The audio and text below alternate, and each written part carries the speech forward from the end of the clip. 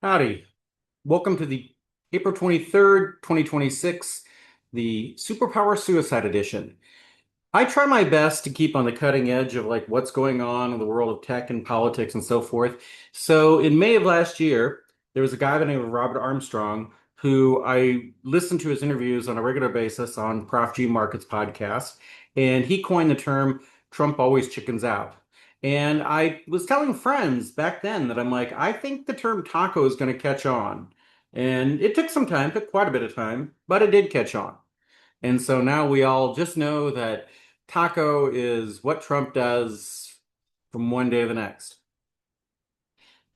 9 days ago, I made the case that we've crossed the Rubicon. We've gone a bridge too far, that Trump is now entering a spiral that he cannot will himself out of. And yesterday, there were five polls that came out. The best had him at a 38% approval. Then there's a 37, a 30. Anyhow, the best had him at 38, and the worst had him at 32.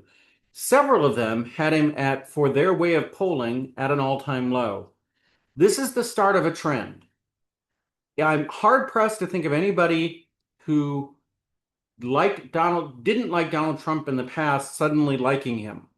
But I definitely have evidence of people who liked Donald Trump in the past who don't like him now. So wherever he's at now in these polls, it's a ceiling. It's a ceiling, and most likely going to continue to go down because, make no mistake, he has backed himself into a corner and he doesn't have any good way out. Which brings me to trying to keep you on the cutting edge of things that you may not be aware of. A couple days ago, a guy, I want to get it right because I have not seen the interview with him. I've just read this story, I read a Substack. Um, Timothy Snyder, is that his name? He coined the term superpower suicide. And he writes a very convincing piece that what the United States is doing right now is going from global hegemon to anything but.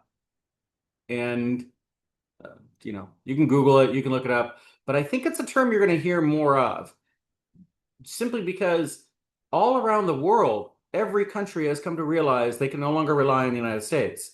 Britain and France are meeting right now to discuss what they can do to try to open up the Hormuz. So other countries are now more actively engaged in trying to get trade going than the President of the United States.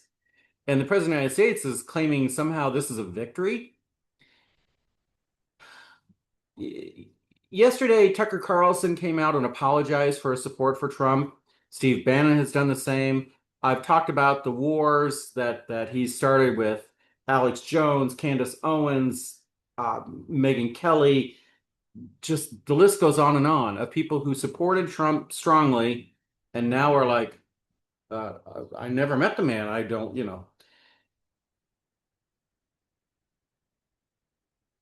I support everything I said 9 days ago that you can no longer see because that video is being blocked by YouTube. There is a narrative being set in right now that Trump is a loser. It's telling that he reposted something yesterday showing that in 2004, The Apprentice had fantastic ratings.